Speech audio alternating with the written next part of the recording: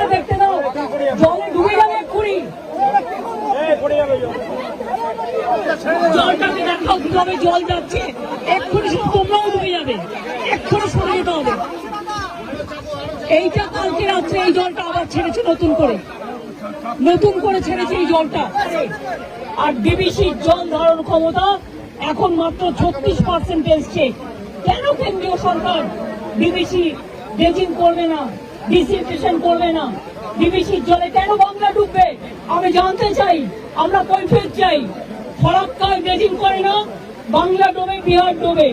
আর DBC dredging করে না, বাংলা ডোবে। বাংলায় জল ছেড়ে দিয়ে ঝাড়খণ্ডকে সেফ রাখে। এটা তো ঠিক নয়।